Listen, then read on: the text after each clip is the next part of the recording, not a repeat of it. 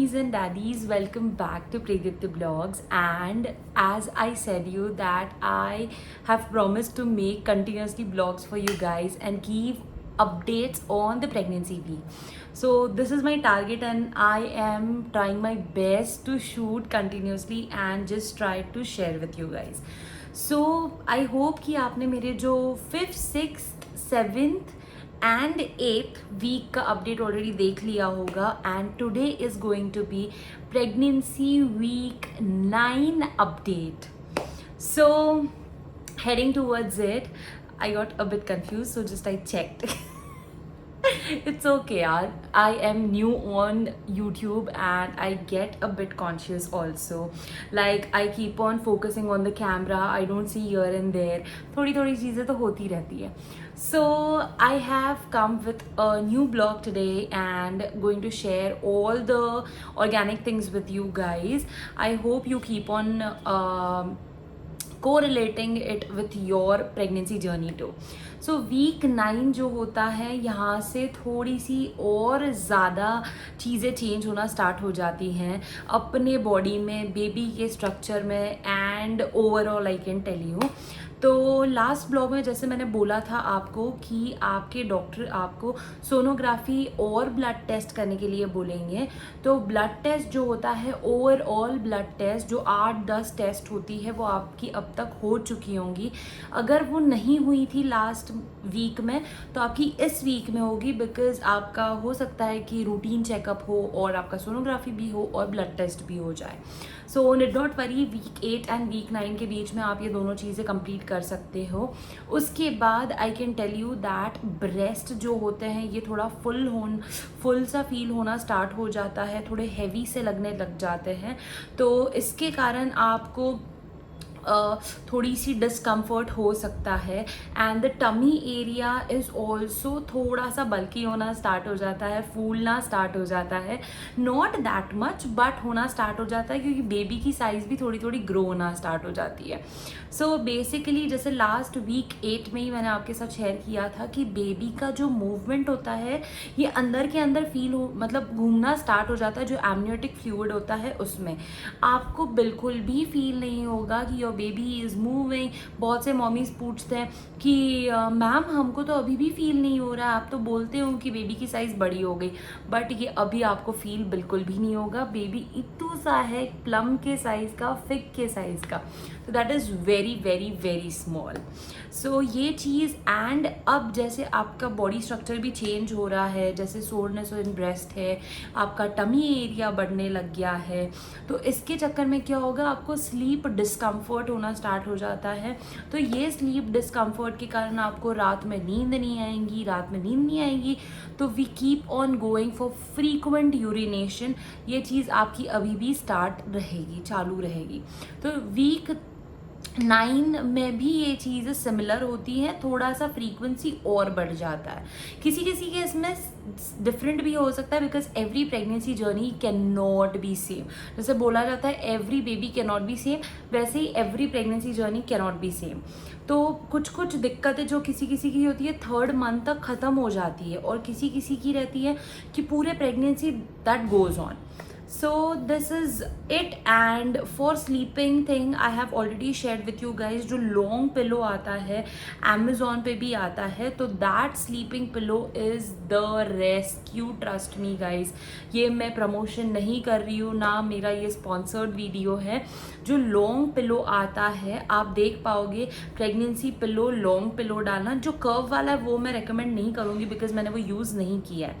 But the long pillow which I used throughout my pregnancy, that was the comfort zone, I can tell you.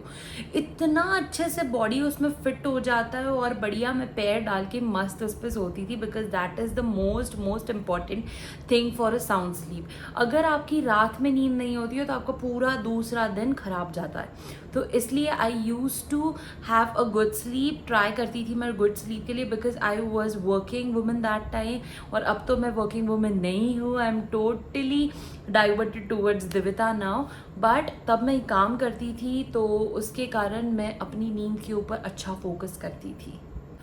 अब जो है इसमें जो आपका sonography doctor करवाएंगे, उस सोनोग्राफी में एक अच्छी चीज़ ये रहती है कि अगर आप ट्विन एक्सपेक्ट कर रहे होंगे या फिर सिंगल बेबी एक्सपेक्ट कर रहे होंगे, तो ये सोनोग्राफी में डॉक्टर इजीली आपको बता सकते हैं कि whether it is a single baby और it is a twin baby.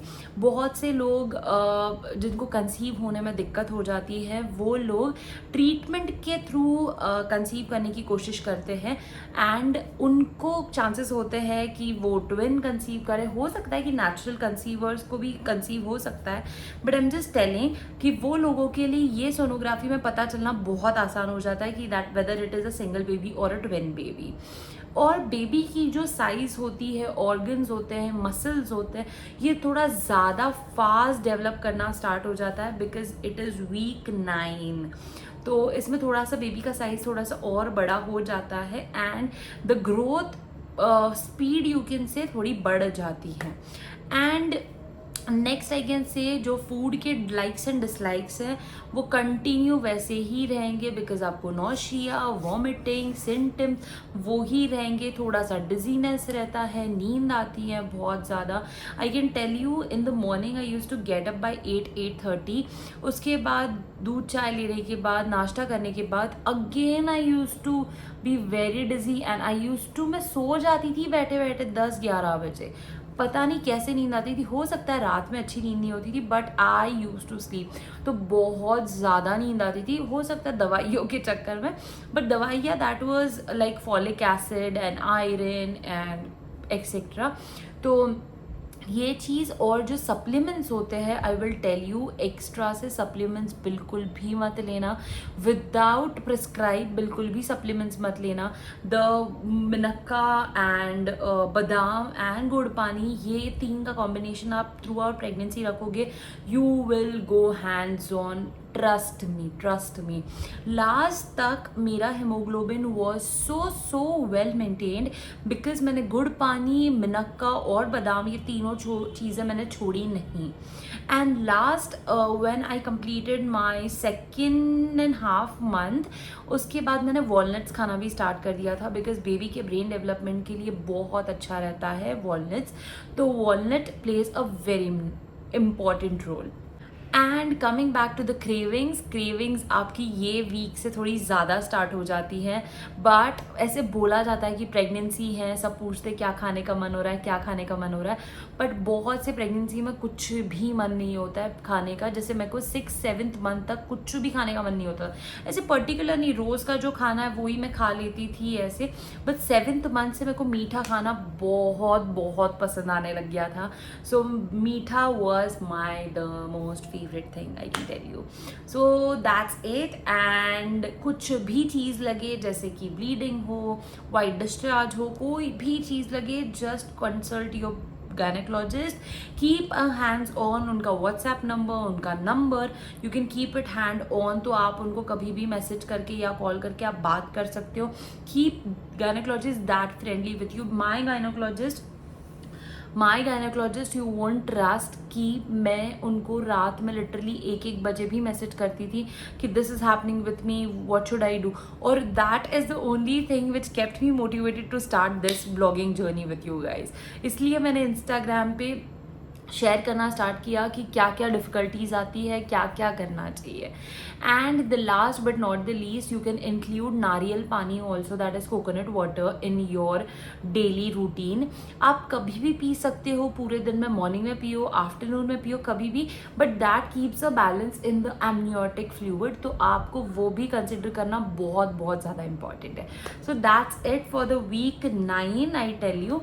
And all the best. This is not a still time to tell everyone that you're pregnant, and stay happy and stay healthy, eat healthy, and don't forget to like, share and subscribe my channel, which will keep you motivated all the time.